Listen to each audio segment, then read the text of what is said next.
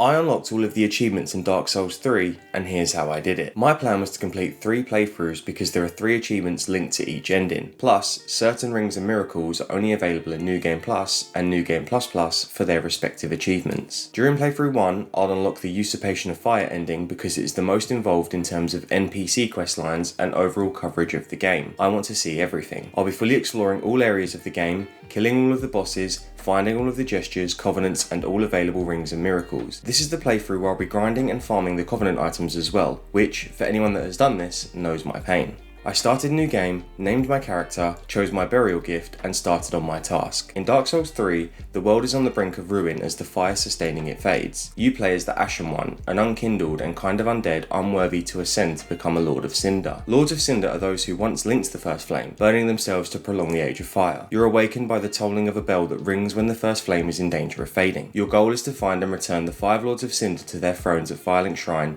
in order to link the flame again and restore power to it. While journeying through the first area, the Cemetery of Ash, I earned my first achievement and gesture for lighting a bonfire for the first time, quickly followed by my first boss encounter, Iudex Gundyr, and death.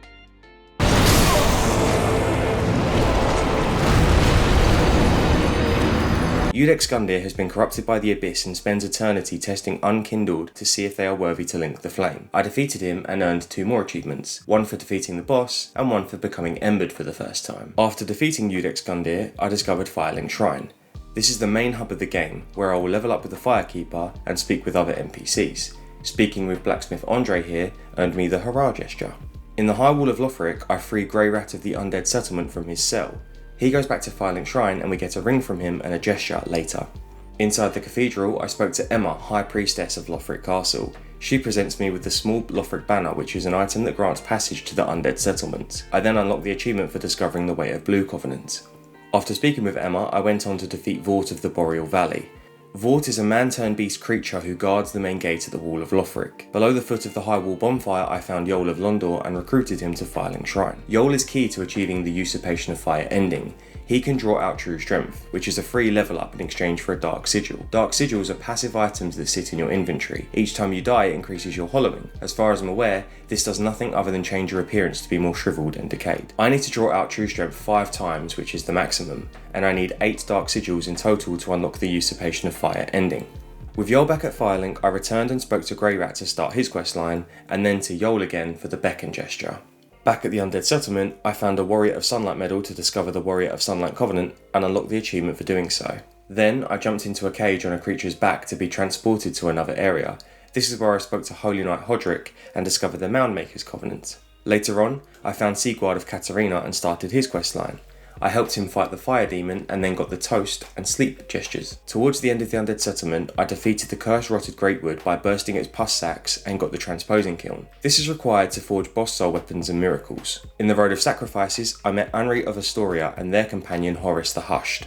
Anri's quest is crucial to the Usurpation of Fire ending. She, like us, is unkindled and in search of the Lords of Cinder. After speaking with them both, I unlocked the achievement for discovering the Blue Sentinel's Covenant. Then, an NPC called Yellowfinger Hazel invaded and I died, which was followed by my first skill check of the game, the Giant Crab.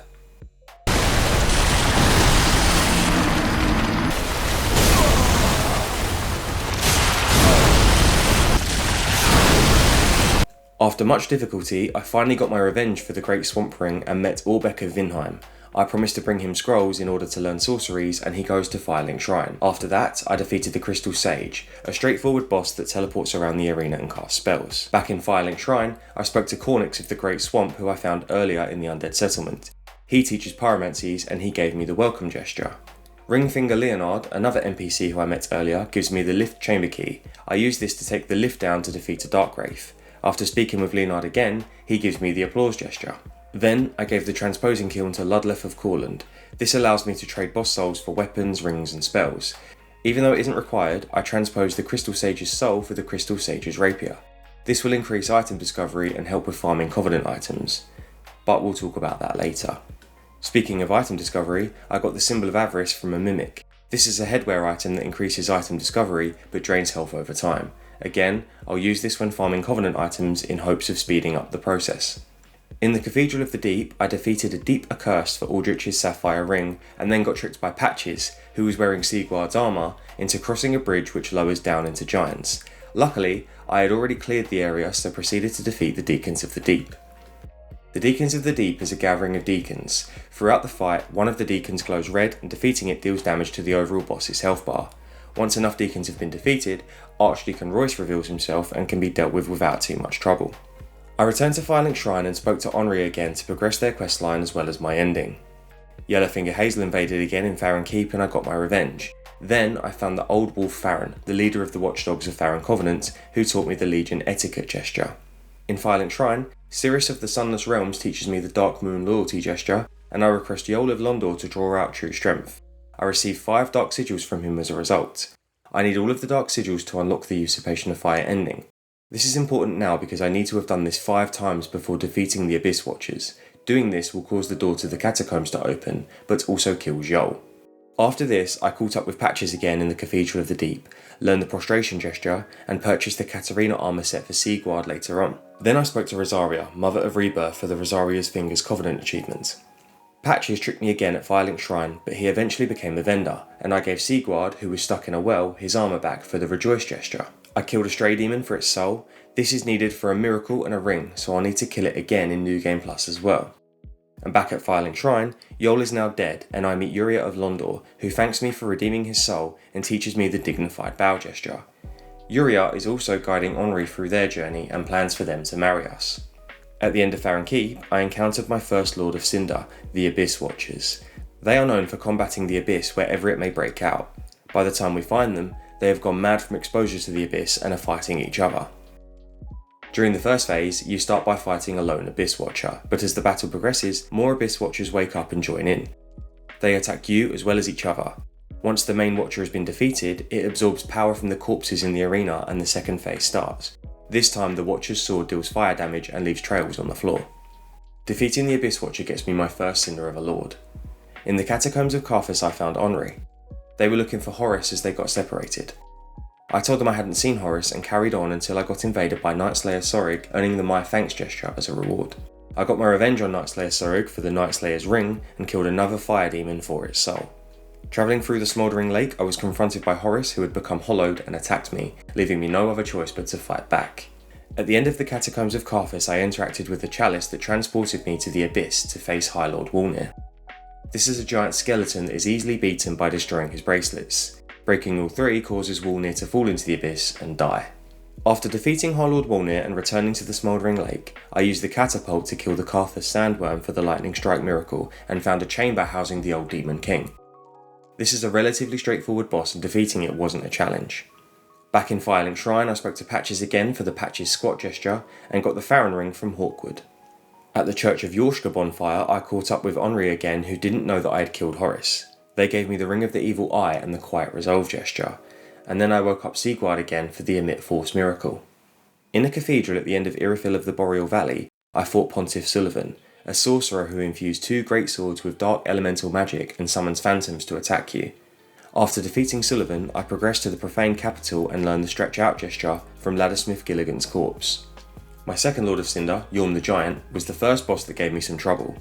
At some point in his story, Yorm befriended Sigward of Katarina, gifting him a Storm Ruler sword. Sigward promised to end Yorm's suffering if he ever came back to life after becoming a Lord of Cinder. This is why he appears in the cinematic before the boss fight for the first time. The idea for this boss is to rush to the back of the boss room and pick up the Storm Ruler weapon, which does massive damage to him. The issue I had was finding the time to charge the weapon's skill, as Yorm would swing at me and I'd have to restart the charge again.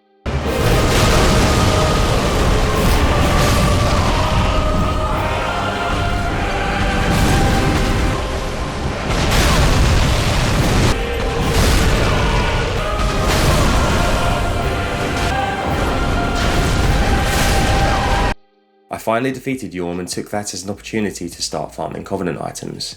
This is where completing the game becomes tedious. You have to farm upwards of 30 Covenant items to increase your rank with certain Covenants. These items can be farmed online, but I decided to do it offline as I would farm souls too, which would then help me level up and make me stronger and healthier for the rest of the game.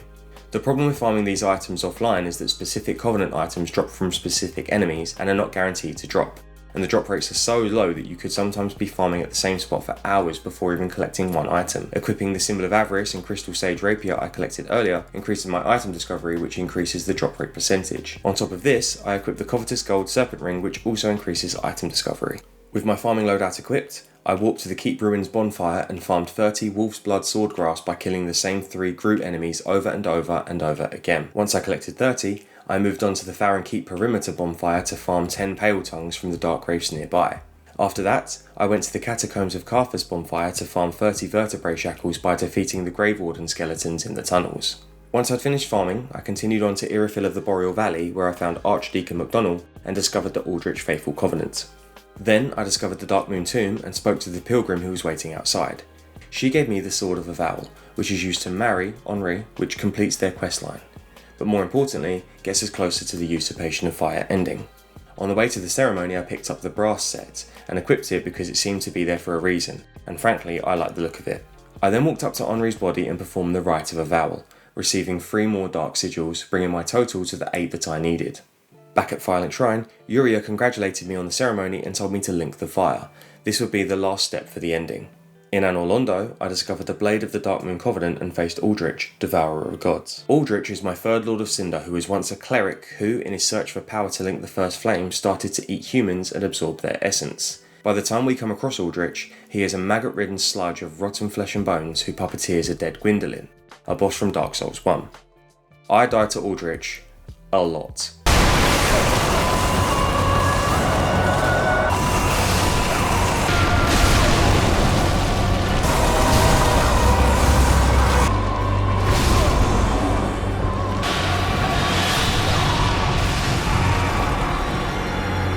It was about here I decided enough was enough, and I switched my loadout to the Sellsword Twin Blades and defeated Aldrich first time. At his bonfire, I farmed the nearby Devouts of the Deep for 10 human dregs. After farming those Covenant items, I got teleported to the Cathedral in the High Wall of Lothric and fought the Dancer of the Boreal Valley. The Dancer was sent to guard the Cathedral as well as High Priestess Emma, who is now dead. Defeating her gives me access to the Consumed King's Garden. The Consumed King's Garden is home to Oserios, the Consumed King. Oserios is an old, decaying dragon. He is the former king of Lothric and father to the twin princes, the final of the 5 Lords of Cinder who will fight later on. Oserios was driven to insanity, turned himself into an imperfect and distorted pale dragon who fathered a child he could not see. He attacks us to defend his child, and during the fight disposes of the baby and becomes more aggressive. After defeating Oserios, behind his boss room, I reach the Untended Graves. This is a hidden optional area that is an alternate version of the Cemetery of Ash, the game's starting area, but shrouded in total darkness.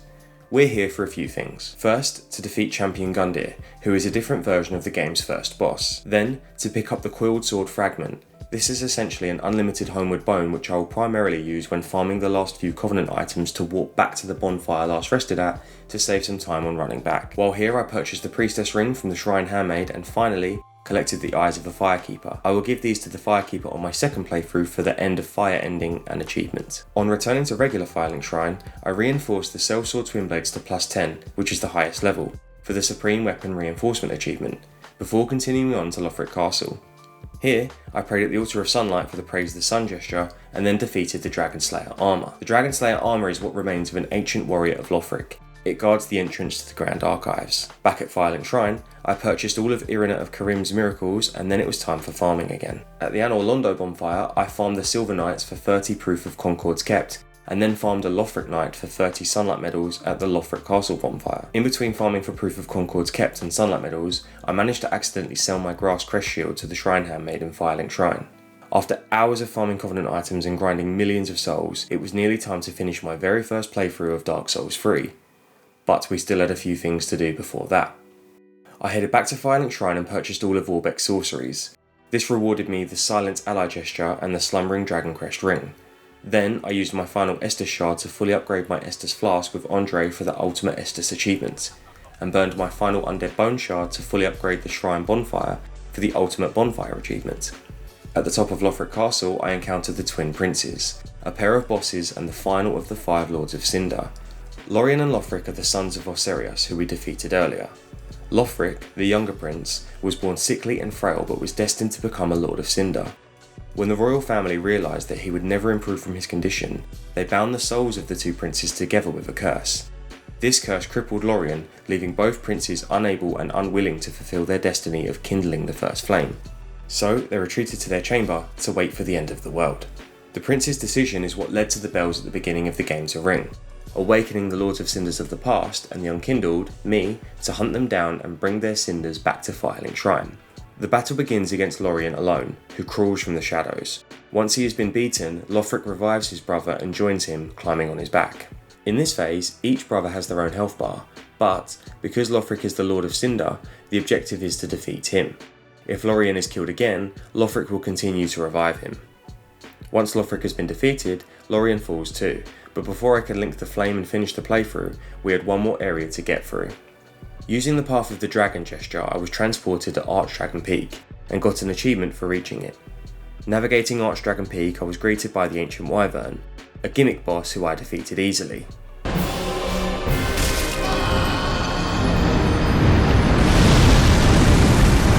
A gimmick boss that can be defeated easily.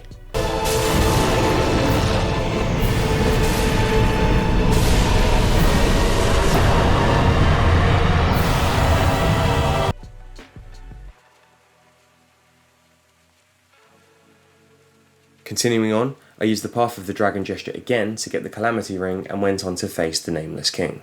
The Nameless King in Dark Souls lore was worshipped by humans as the god of war and creator of the Warrior of Sunlight Covenant. The fight begins against the Nameless King and his mount, the King of the Storm.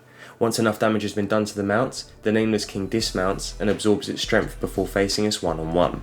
I defeated the Nameless King, but before taking on the final boss, it was time to cash in my Covenant items for rings, weapons and spells I'll probably never use, but require for achievements. I traded 30 Sunlight medals at the Altar of Sunlight for the Sacred Oath and Great Lightning Spear miracles, kneeled before Company Captain Yorshka and traded 30 Proof of Concord Kept for the Dark Moon Ring and Dark Moon Blade miracle, prayed to Archdeacon MacDonald and traded 10 Human Dregs for the Great Deep Soul miracle, and finally, prayed at the Sacrificial Altar in the Undead Settlement and traded 30 Vertebrae Shackles for the Warmth Pyromancy. Then it was time for some housekeeping in Firelink Shrine. I finished Grey Rat's questline for the Curl Up gesture and traded with Pickle Pea Pumper Rum for the Call Over gesture, which unlocked the Master of Expression achievement for learning all the gestures. Pickle Pea, Pickle Pea, Pickle Pea.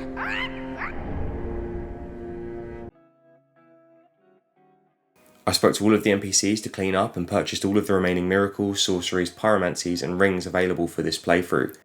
Then I infused 10 short swords with one of each gem for the Master of Infusion achievement. And that was it. I was ready to link the flame and get my first ending. I put all of the Lords of Cinders on their thrones and was transported to the kiln of the first flame. The Soul of Cinder is the final boss of Dark Souls 3. It is the manifestation of the souls of all of those who have linked themselves to the first flame through history. It exists as the flame's last defense, protecting it from anyone attempting to link it again. I defeated the Soul of Cinder and linked the flame for the Usurpation of Fire ending and achievement. In this ending, we control the power of the flame within ourselves and become the new Lord of Hollows. After linking the flame, you are given the option to start a new journey in New Game Plus. I chose to return to Firelink Shrine where I transposed more souls for miracles for the Master of Miracles achievement.